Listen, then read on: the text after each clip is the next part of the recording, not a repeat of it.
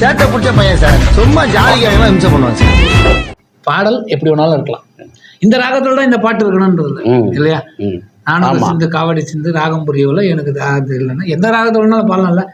நானொரு சிந்து காவடி சிந்து ராகம் புரியவில்லை, உள்ள சோகம் தெரியவில்லை, தந்தை இருந்தும் தாயும் இருந்தும் சொந்தம் எதுவும் இல்லை, அத சொல்ல தெரியவில்லை வரும். இந்த சோகத்தை சொல்றாங்க. இந்த பாட்டை நீங்க வேற ராகத்துல எப்படி பாடுங்க? நீங்க சொன்னீங்க பாட்டை எப்படி வேணாலும் பாடலாம், எப்படி வேணாலும் பாடலாம். பாடுங்க. நான் ஒரு சிந்து காவடி சிந்து. இந்த பாட்டை சோகமான பாட்டாக பாடணும். சோகமான பாட்டை அதே வேற டியூன்ல சோகமான பாட்டா. நான் ஒரு சிந்து காவடி சிந்து தானா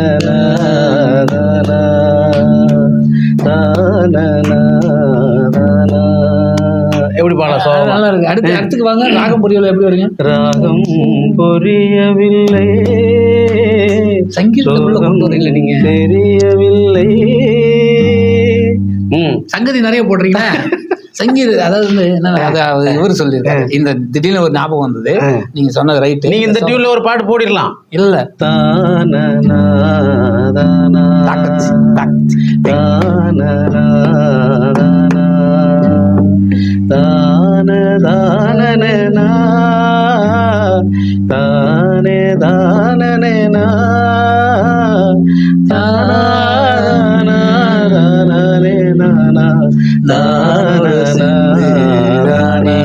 போட்டா வந்துடுது. அவ்வளவுதான். தானொரு சிந்து தானே. இந்த டியூனை வச்சுக்கிட்டு நீங்க ஒரு பாட்டு எழுதிட்டீங்கன்னா அது ஒரு சோக பாட்டு. அவ்வளவுதான். இப்ப பாருங்க நான் என்ன சொன்னேன். இப்ப நீங்க பாட அவ்வளோ உள்ள சங்கதி போல். இப்போ இதுக்கு வந்து உன்னிகிருஷ்ணன் சார் வந்து ஒரு பேட்டியில் சொல்லியிருக்காருன்னு நினைக்கிறேன். அவர் ஒரு பாட்டு பாடியிருக்காரு. அவருக்கு அதுக்கு தேசிய விருதுன்னு நினைக்கிறேன். என்ன விளையாடி என்ன விளையாடி என்னவளே அடி என்னவளே எந்த இதயத்தை தொலைத்து விட்டேன், எந்த இடம் அது தொலைந்த இடம், அந்த இடத்தையும் மறந்து விட்டேன். இப்படி வருதுங்களா? இப்போ அவர் மிகப்பெரிய கர்நாடிக் அவர் ஒரு பேட்டி சொல்லுங்க.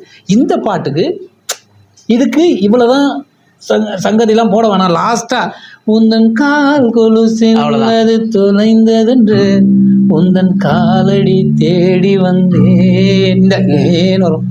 இதையே இவர் சொல்றாரு ஒரு இதுல. இதுக்கு நான் ஃபுல்லா சங்கீதம் எனக்கு நல்லா தெரியும். அவருக்கு உங்களுக்கு தெரியுது போய் எனக்கு தெரியல. இப்ப நீங்க இந்த சோகமான பாட்டே நிறைய சங்கதி போட்டீங்களா? அதுக்காக தான் அவரு அப்போ எனக்கு சங்கீதம் வருதுன்றதுனால நானு என்னவளே அடி என்னவளே என் இதயத்தை துளைத்து விட்டேன் இப்படி போட்டிருக்கலாம். ஆனா அது அந்த இடத்துல அவங்க காதல், அவங்க வந்து யாரு சிங்கர்ஸ், அவங்க ஆர்டிஸ்ட் பாடும்போது அவங்க வந்து காதல் இதில் பாடும்போது அவ்வளோ சங்கீதம் அங்கே தேவையில்லை. அவங்க என்ன கண்ணா அதனால என்ன சொல்றாரு இந்த இடத்துல இது போதும். என்னவளே அடி என்னவளே, அவ்வளவுதான் எந்த இதயத்தை துளைத்து விட்டேன். அவ்வளவுதான். கொஞ்சம் அங்க ஒரு எந்த இடம் அது தொலைந்த இடம், அந்த இடத்தையும் மறந்து விட்டேன். அப்புறம் கண்டுபிடிச்சிட்டேன். உந்தன் கால் கொலுசில் அது தொலைந்ததென்று உந்தன் காலடி தேடி வந்தேன். Super, right, very very very nice. மாதிரி இசையில வந்து பேசிக்கிட்டே இருக்கலாம். அடுத்து நீங்க சொன்ன மாதிரி தான் வேற ஏதாவது ஒரு கூட மியூசிக் வச்சு ஏதாவது பாடி ஏதாவது பண்ணுவோம். நீங்க நல்லா பாடுவீங்க, நான் தனியா பாடினா நல்லா இருக்காது. அதனால அதில் வந்தேன். தேங்க்யூ. ரொம்ப மகிழ்ச்சி. ஆமாண்ணே, நல்ல ஒரு ஆப்பர்ச்சுனிட்டி கொடுத்தீங்க, ஒரு வாய்ப்பு கொடுத்தீங்க. எனக்கு தான் இது வந்து பெரிய ப்ளஸ். என்னன்னா நமக்கு இசை கூட யாரு கூட பேசின்னு இருக்கணுமேன்னும் போது அப்போ நீங்க ஒரு ஜாம்பவான்றதுனால ஜாம்பவான வேற ஏதாவது நீங்க நிகழ்ச்சி நிறைய செய்து ஒரு நல்ல பாட்டை பாடி முடிச்சிங்கன்னா அப்போதான் என்னையாவது ஒத்துப்பாங்க. அது ஏதாவது நீங்களா ஒரு 2 லைன் ஏதாவது ஒரு பாட்டு பாடுங்க. கடைசியில பாட்டு பாடுங்க இவரு பாடாப்படுத்துறாரு அப்பா நம்மள. ஏன்னா உங்களுக்கு அடிக்கடி நீங்க பாடுவீங்கல்ல, அந்த பாட்டை பாடுங்க. மனசு தடுமாறும் அது நினைச்சா நேரமாறும், மயக்கம் இருந்தாலும் ஒரு தயக்கம் தட போடும் நித்த நித்தம் உன் நினப்பு நெஞ்சு குழி காயும் மாடு 2 பாதை 2 வண்டி எங்க சேரும் பொத்தி வச்சா அன்பு இல்லை சொல்லி புட்டா வம்பு இல்லை சொல்லத்தானே தெம்பும் இல்லை இன்ப துன்பம் யாரால கொடியிலே மல்லிகை பூ மணக்குதே மாறி எடுக்கவா தொடுக்கவா துடிக்கிறே நானே. இந்த பாட்டை நான் அடிக்கடி கேட்பேன். ஆமா அருமையான பாட்டு. ஆமா ஜெயச்சந்திரன் தானே பாடுனதுன்னு நினைக்கிறேன். ஆமா ஆமா கரெக்ட். எவ்வளவு மனுஷன் எவ்வளவு கஷ்டப்பட்டு பாடினா அருமையான பாட்டு. நல்லா பாடியிருக்கா தம்பின்னு ஒரு வார்த்தை சொல்லாமல. ஆனா ராகம் முரல நல்லா பாடிருக்கீங்க. நான் சொல்லிலாம் கேட்டு வாங்குறது வேணாம். நான் எங்கேயும் கேட்டு வாங்குறது இல்லை, அப்படியே போறதுதான். நீங்க 2 லைனை பாடி முடிங்கன்னா என்ன பாட சொல்லிட்டு நீங்க அது மாதிரி உங்களுக்கு எது ரொம்ப பழைய பாட்டுனா கூட பரவாயில்ல. பழைய பாட்டு உங்களுக்கு எது பிடிக்கும்? எதை பாட்டுனாலும்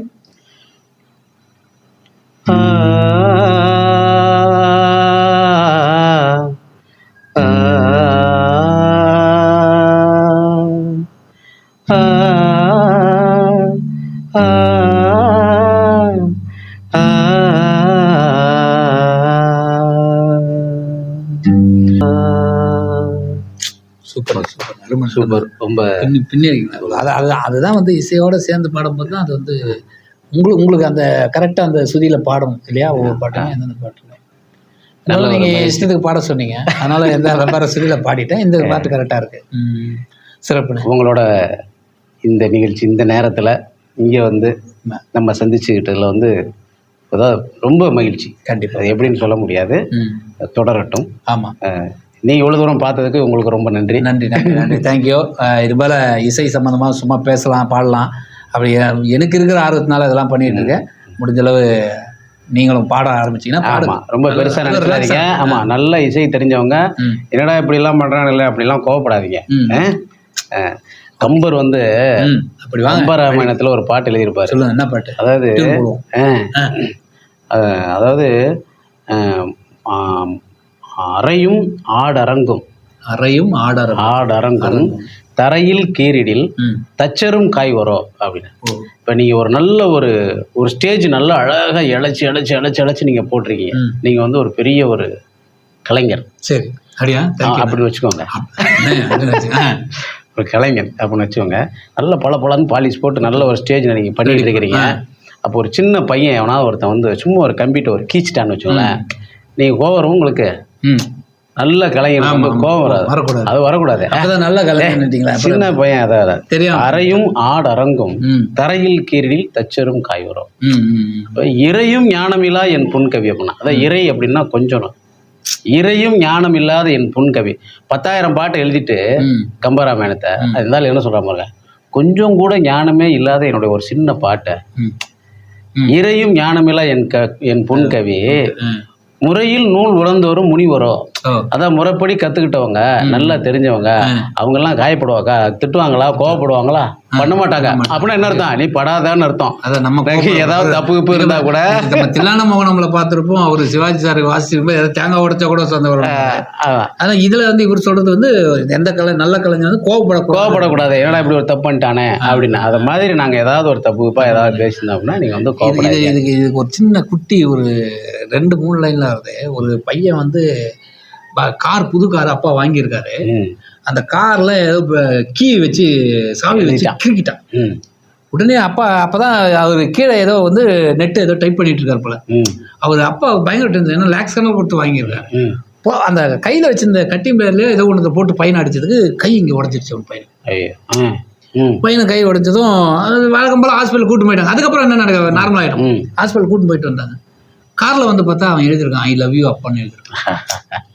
அவன் அப்பா மேல பாசத்துல இந்த கார்ல புதுசுல ஐ லவ் யூ அப்பான்னு எழுதியிருக்கான். இவன் என்னமோ கிரிக்கெட்டா நினைச்சு அடிச்சுட்டான். அந்த மாதிரி டக்குன்னு உணர்ச்சி வசப்படுறது. ஓடுகிற வண்டியோட ஒத்துமையா ஓடணும், இல்லைன்னா 2 பாட்டு புரிஞ்சு போச்சா இதுவாயிரும். ரைட், ரொம்ப சந்தோஷம். ரொம்ப சந்தோஷம். நிறைய கருத்துக்களோட இசையும் பண்ணிருக்கோம். தேங்க்யூ. சிறப்பு. நன்றி. பாய்.